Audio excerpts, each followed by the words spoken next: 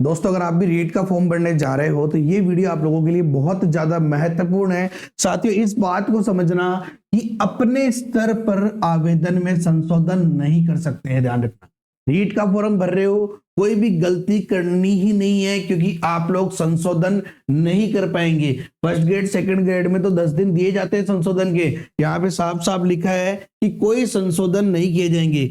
इस खबर को भी जानते हैं, इसके बाद अपन इसके नोटिफिकेशन में क्या लिखा उसको भी जानते हैं, अच्छे समझ सकते हैं कि आपको गलती बिल्कुल नहीं करनी है। गलती हो जाए तो फिर क्या करना है, ये दोनों चीज को समझ लो।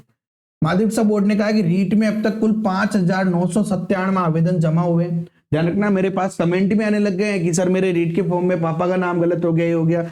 ध्यान रखना, विशेष चीज है, लेवल 1 लेवल 2 के फॉर्म है। लेकिन चलिए अपन यहाँ पे समझते हैं कुछ चीज जो बहुत ज्यादा महत्वपूर्ण है। राजस्थान माध्यमिक शिक्षा बोर्ड द्वारा रीट 2024 के आवेदन की प्रक्रिया शुरू हो गई है। देखो साफ साफ इसके अभ्यर्थी एक बार फॉर्म भरने के बाद अपने स्तर पर संशोधन नहीं कर सकेगा।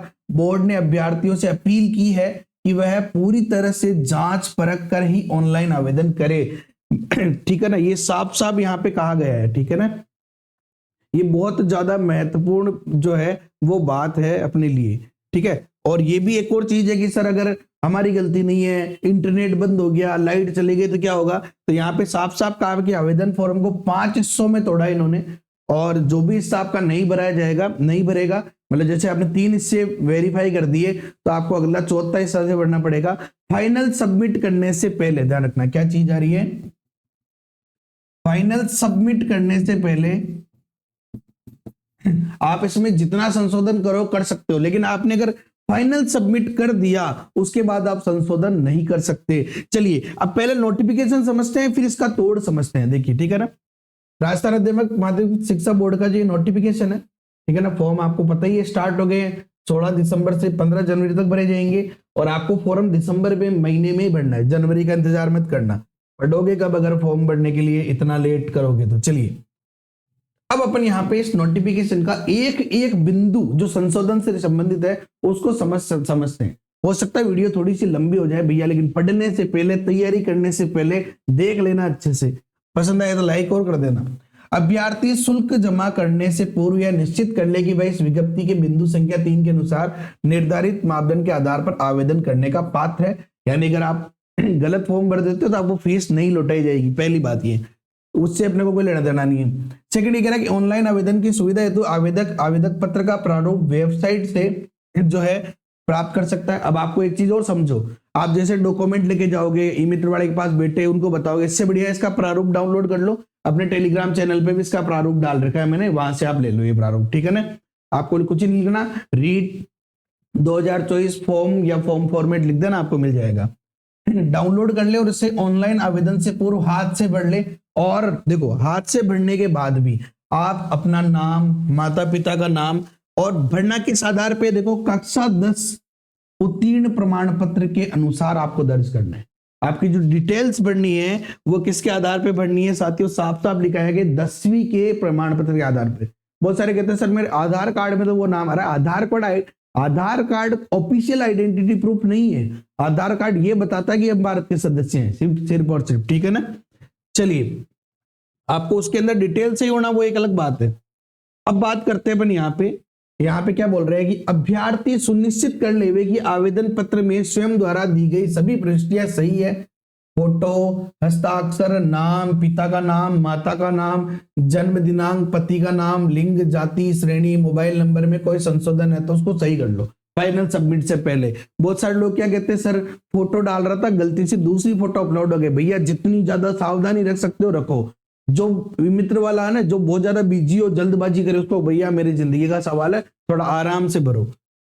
आवेदन पत्र में अपलोड किए जाने वाला पासपोर्ट साइज फोटो, देखो 3 महीने से ज्यादा अधिक पुराना नहीं होना चाहिए, या मैं कह दूं कि अभी आपके शकल से मैच करता हुआ होना चाहिए। और ये कह रहा है कि अगर आपने दाढ़ी में अगर फोटो डाली है तो एग्जाम में भी दाढ़ी में जाना है, क्लीन शेव में डाली तो क्लीन शेव में। अगर आप रेगुलर दाढ़ी रखते हो तो कोई प्रॉब्लम नहीं है, लेकिन अगर आपने शौक के लिए रखी है तो भैया फिर एग्जाम में आपको याद रखना पड़ेगा, तो आप ज्यादा बेटर है फिर क्लीन शेव में ले लो।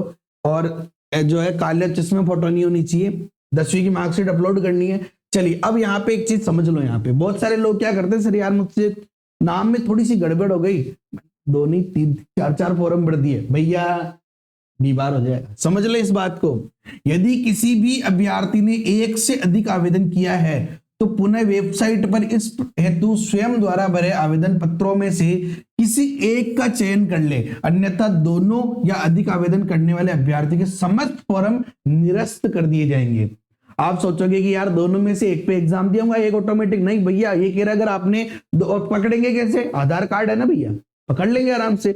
इसीलिए बहुत ज्यादा महत्वपूर्ण, अगर आपने 2 आवेदन कर दिए हैं, गलती से आपने कोई आवेदन गलत कर दिया है तो उस गलत वाले को पूरा डिलीट कर देना। तो और बताऊंगा मैं, ध्यान रखना। आवेदक अपना ऑनलाइन आवेदन पत्र भरते समय अंतिम रूप में सबमिट करने से पूर्व, देखो फाइनल सबमिट करने से पूर्व पुनः जांच कर आश्वस्त हो ले कि सभी प्रविष्टियां सही भरी गई है, तत्पश्चात ही सबमिट बटन दबाए। प्रविष्टियों के सही होने के संबंध में साइबर कैफे या जो भी है निर्भर नहीं रहे, स्वयं भली बाती सत्यापित आप कर लेवे। ठीक है ना। देखो यहाँ पे हर बार ये क्या बोल रहा है, संशोधन के लिए बहुत ज्यादा जोर दे रहा है। ऑनलाइन आवेदन पत्र सबमिट करने के पश्चात किसी भी प्रकार का संशोधन नहीं किया जाएगा। साफ साफ बोल रहा है कि इसके लिए कोई अलग से संशोधन नहीं निकाला जाएगा। ठीक है ना।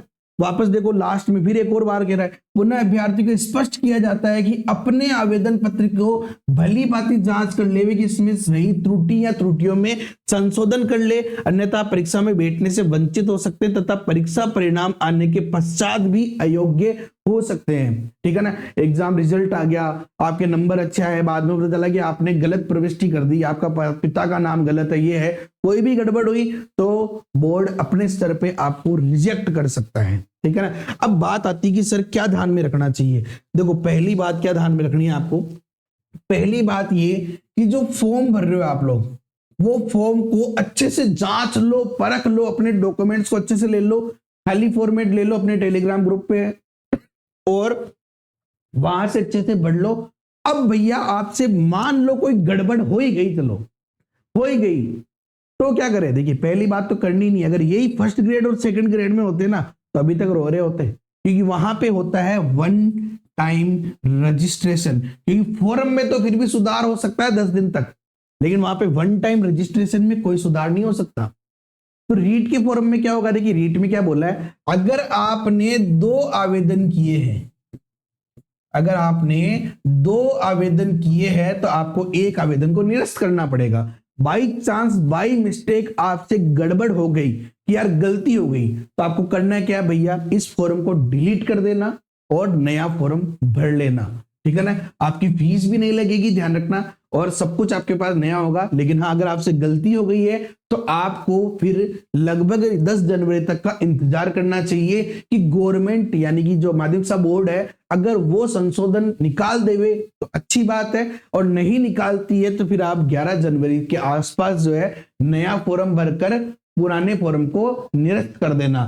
ठीक है ना। समझ में आ गई मेरी बात। पुराने फॉर्म को निरस्त कर दे, पहला काम पुराने फॉर्म को निरस्त करना, उसके बाद नया फॉर्म भरना, या फिर नया फॉर्म भरने के बाद पुराना। यानी कि अगर आपने नया भर दिया है तो पुराने को डिलीट करना मत भूल जाना, वरना आपके दोनों ही निरस्त हो जाएंगे। लेकिन ये काम कब करना है, जब गलती हो गई है। मैं कह रहा हूं आपको गलती करनी नहीं है, गलती करोगे बहुत ज्यादा प्रॉब्लम है, क्योंकि टेंशन में रहोगे। पहली बात ये, ठीक है ना। तो मेरे बात समझ में आ गई होगी कि क्या बात कह रहा हूं मैं, कि संशोधन के लिए बहुत ज्यादा महत्वपूर्ण ये वीडियो है। संशोधन आप नहीं कर पाएंगे तो ढंग से फॉर्म भरे और तैयारी लगातार करते रहे। और अगर आपको मैथ्स में कोई भी प्रॉब्लम आ रही है रीड से रिलेटेड साथियों, तो the JKM3 mobile app download कर सकते हैं आप। वहां पे रीड प्री का बिल्कुल अलग से सेक्शन बना रखा है हमने, और रीट मेंस का अलग से बना रखा है। एक ही कोर्स में दोनों की तैयारी आपकी हो जाएगी। आप अभी रीट प्री की तैयारी कर रहे हैं तो केवल रीट प्री वाले सेक्शन को पढ़े, आपकी रीट प्री की शानदार तैयारी हो जाएगी, जहां पे आपको video classes, practice question, PDF notes और टेस्ट सीरीज, टीचिंग मेथड के MCQ क्वेश्चन, ये सारे आपको देखने को मिल जाएंगे। और जब फ्री हो जाएगा उसके बाद आप मेंस के सेक्शन को खोल के उसकी तैयारी कर पाएंगे। ओके साथियों, वीडियो पसंद आया तो लाइक करो, अपने दोस्तों के साथ शेयर करो, चैनल पे नए हो तो सब्सक्राइब करके बेल आइकन पे क्लिक कर लो। जय हिंद, जय Bharat, Vande Mataram, have a nice day.